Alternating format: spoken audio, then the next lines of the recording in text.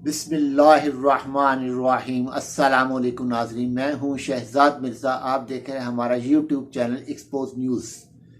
नाज़रीन, इम्पोर्टेड हुकूमत के आते ही बहरान का सिलसिला शुरू हो गया। तो वो बहरान नहीं रहे, बहरान कई बहरान हो गए पैदा। मुआशी बहरान, सियासी अदम इस्तेहकाम का बहरान, फिर गैस का बहरान, बिजली का बहरान और सब्जी का बहरान। तो नाजरीन, अब आ गया जो बहरान आ रहा है वो आ गया पोल्ट्री फीड का बहरान। यानी कि जो ये हुकूमत है और इनके हैंडलर्स हैं स्वयं मुल्क में बहरान लाने के अलावा कुछ नहीं कर रहे।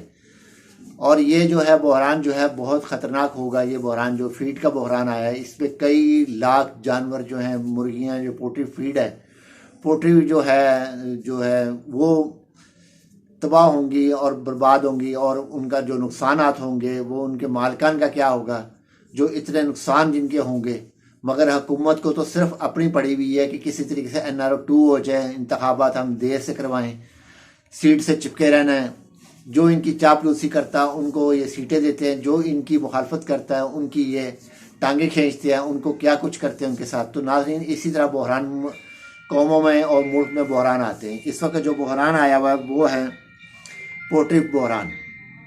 गैस बहरान के बाद आ गया पोल्ट्री बहरान। क्योंकि नाजरीन, आपको ये भी बताता चलूँ कि 2 दिन से मुसलसल लोड शेडिंग हो रही है, मुख्तलिफ टाइम पर लोड शेडिंग भी हो रही है बिजली की। और इस सर्दी के मौसम में ये बिजली को कंट्रोल नहीं कर पा रहे। तो ये क्या एनर्जी का बहरान लाएंगे, को कंट्रोल कर सकेंगे। तो नाजरीन, ये आपको बताना अब जो आया है तो वो है chairman Pakistan poultry association south Ghulam Ahmad Pathan का कहना है कि दरामदी सोयाबीन के जहाज 12 अक्टूबर से बंदरगाह पर खड़े हैं। 12 अक्टूबर, 12 नवंबर, 12 दिसंबर, 3 माह से वहाँ पे जहाज खड़े हैं कराची बंदरगाह के ऊपर। सोयाबीन के जो कि पोल्ट्री फीड में इस्तेमाल होती है उसके लिए जहाज खड़े हैं। तो ये वहाँ से रिलीज़ नहीं करवा सके क्योंकि इनके पास फजूल खर्चियों के लिए पैसा है। आवाम के लिए, आवाम की सहूलत के लिए, या सनतकारों के लिए, या सनती यूनिट्स के लिए, या कोई तजारती यूनिट के लिए इनके पास कोई पैसा नहीं है।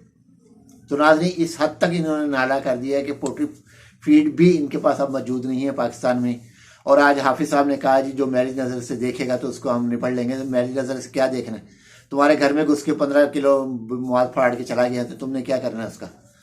तो ये एक दावे हैं। और एक सिर्फ कौम अब इन चीज़ों पर एतबार नहीं करती, पहले करती थी, अब नहीं करती। ऐसे मजाक खैर लतीफ़े लोग समझते हैं कि लतीफ़े बोल रहे हैं बैठ के।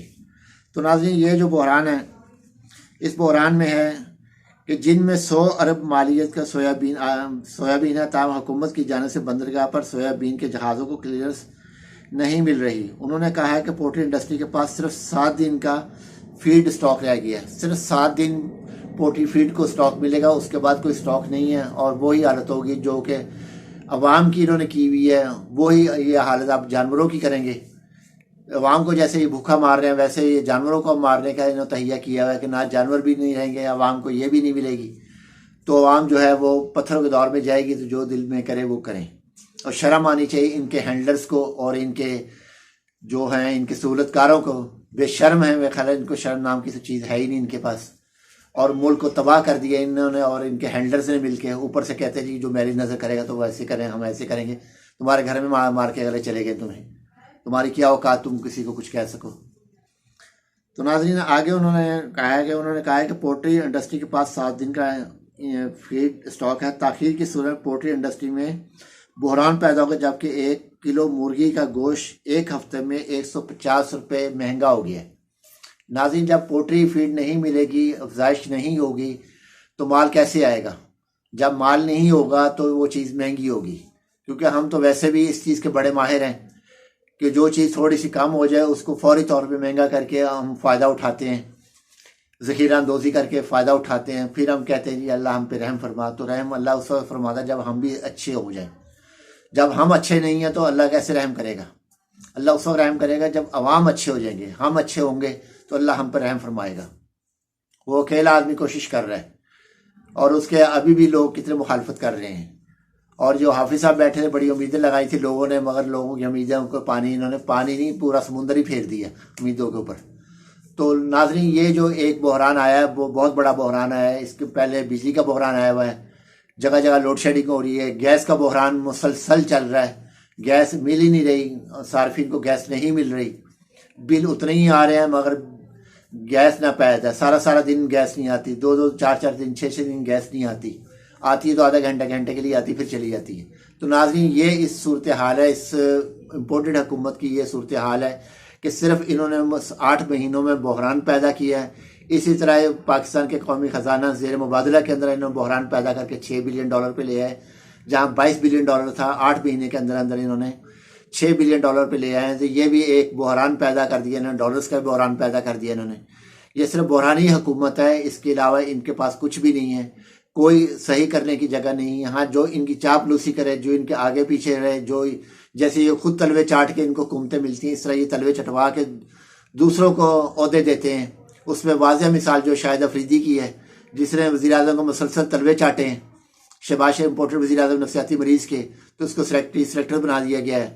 तो इसी तरह आप तलवे इनके चाटें, ये उनके चाटते हैं, वो इनको लेकर आते हैं, ये फिर अपने मनपसंद को लेकर आते हैं। क्योंकि शाहिद अफरीदी शुरू से चापलूस इंसान है, इसके पास इमेज नाम की कोई चीज़ है नहीं, इसको सिर्फ सीट चाहिए, कुछ पैसा चाहिए, कहीं से भी आए, किस तरह से भी आए, कुछ भी करना पड़ा तो ये उसके लिए कर गुजरता है। तो नाज़रीन ये उसका एक हिस्सा आपने देख लिया होगा, आज सोशल मीडिया पे पढ़ लिया होगा कि इनके बड़े पसंदीदा थे ये शहबाज शरीफ, इतनी चापलूसी की है तो मजबूर हो गया वो शख्स के इसको सीट दे दी जाए। इसी तरह ये चापलूसी बूट चाटते हैं, पॉलिश करते हैं, तो फिर ये भी सीटों पे आते हैं, तो ये फिर जो इनके चाटते हैं वो इनको देते हैं। ये एक मुकम्मल चेन है, तलवे चाट एसोसिएशन है ये। तो तलवे चाट एसोसिएशन में शाहिद अफरीदी भी शामिल है और पता नहीं कितने भी शामिल होंगे। चापलूस जो बूट चाट एसोसिएशन जो है इनकी है, क्योंकि ये बूट चाट एसोसिएशन के सरबराह तो PDM ही है, सारे PDM वाले बूट चाट एसोसिएशन है। तो ये बूट चाट एसोसिएशन मुल्क को बहरान में ले आए हैं, तो बहरान ही बहरान है मुल्क के अंदर कोई कहीं भी इस्तेहकाम नहीं है, ना चीज़ों में इस्तेहकाम है, ना अदारों में इस्तेहकाम है, ना गैस में इस्तेहकाम है, ना बिजली में, किसी चीज़ में इस्तेहकाम नहीं है, सब चीज़ों में बहरान ही बहरान है। नाज़रीन वीडियो अच्छी लगे शेयर करें, लाइक करें, हमारे चैनल सब्सक्राइब करें, शुक्रिया।